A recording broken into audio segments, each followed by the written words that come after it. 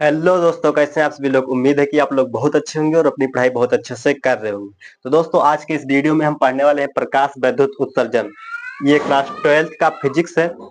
सबसे पहले हम इसको परिभाषा के माध्यम से समझेंगे, उसके बाद फिगर के माध्यम से समझेंगे, हमारे दैनिक जीवन में इसका क्या यूज है, कैसे हम इसका यूज करते हैं ये सीखेंगे। और प्रकाश वैद्युत उत्सर्जन के कुछ नियम होते हैं, हम उनको भी डिटेल में समझेंगे। और किस वैज्ञानिक ने कब दिया था ये भी सारा डिस्कशन करने वाले हैं। तो बने रहिए आप सभी लोग वीडियो के लास्ट तक, के माध्यम से हम समझ लेते हैं। तो परिभाषा में कहा गया है बहुत ही सरल और आसान शब्दों में, जब किसी धातु की सतह पर निम्न आवृत्ति वाले प्रकाश को आपतित कराते हैं तो धातु की सतह से इलेक्ट्रॉन क्या कर उत्सर्जित होने लगते हैं।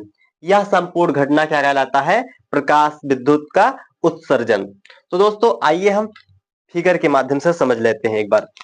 जैसे हमसे कह रहा है, आप डेफिनेशन में देखिए, जब किसी धातु की सतह पर, यानी हमारे पास क्या होना चाहिए? एक धातु की सतह है।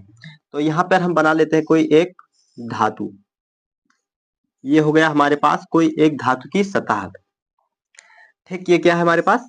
तो ये है धातु की सतह। धातु की सतह, ठीक। अब कह रहा है पर निम्न आवृत्ति वाले प्रकाश को आपतित कराते हैं, यानी कि निम्न आवृत्ति वाले प्रकाश को क्या कराएंगे? इस पे आपतित करवाएंगे, ठीक। तो ये क्या हो जाएगा? कोई निम्न आवृत्ति का प्रकाश का, अब यहाँ पे हो जाएगा ये निम्न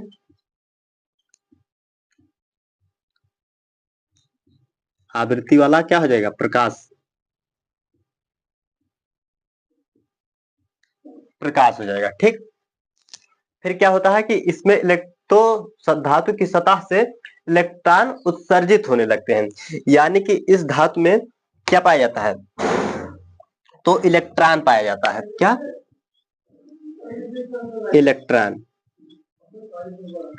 तो जैसे ही ये निम्न आवृत्ति प्रकाश इस पे धातु की सतह पे होगा, वैसे ही क्या हो जाएगा? ये इलेक्ट्रॉन उत्सर्जित होने लगेगा। तो यह संपूर्ण घटना क्या कहलाएगा? प्रकाश का विद्युत उत्सर्जन। तो यहाँ पे हम क्या लिखेंगे? ये इलेक्ट्रॉन क्या होने लगा? उत्सर्जन होने लगता है।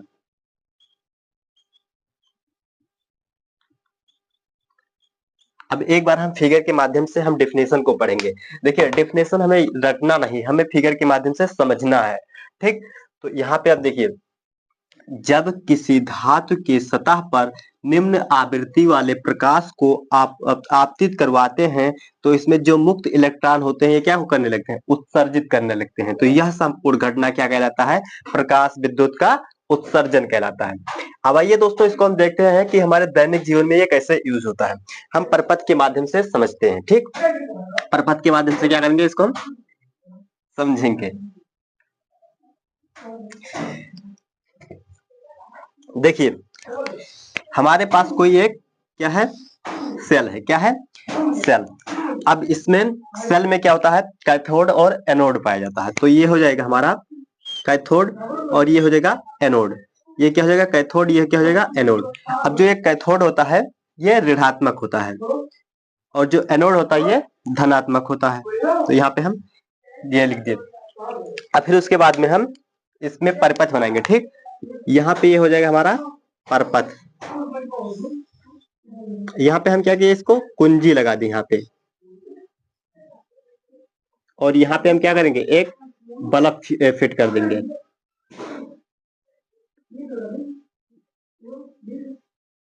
ये क्या हो जाएगा? बल्ब हो जाएगा, ठीक। ये क्या है? बल्ब है। अब देखिए, इसमें जो सेल होता है इसमें मुक्त क्या होंगे? इलेक्ट्रॉन पाए जाएंगे। मुक्त इलेक्ट्रॉन।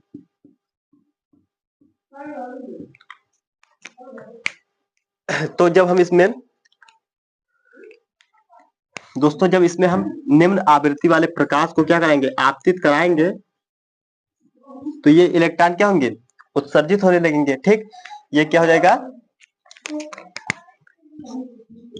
निम्न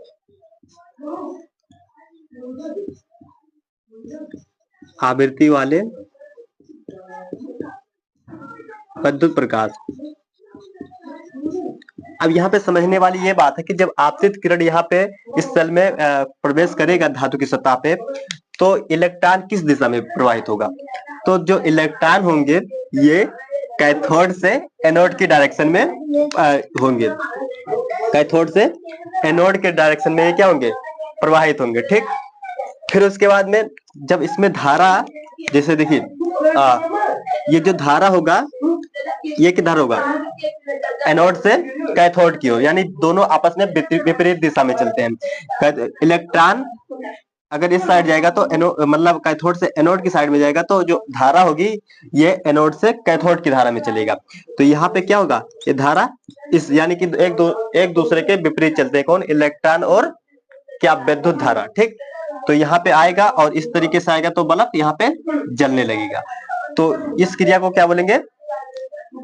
यहाँ पे देखिए कैसा कन्वर्ट हो रहा है, यानी प्रकाश विद्युत ऊर्जा कन्वर्ट हो रहा है विद्युत ऊर्जा में। किसमें?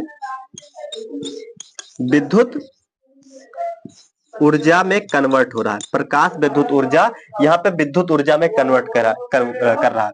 तो इसी संपूर्ण घटना को हम क्या बोलते हैं? प्रकाश विद्युत उत्सर्जन, यानी प्रकाश विद्युत प्रभाव। अब ये हमारे दैनिक जीवन में कैसे होता है? जब हम सोलर सिस्टम को जब धूप के सामने रखते हैं तो इसमें क्या होता है?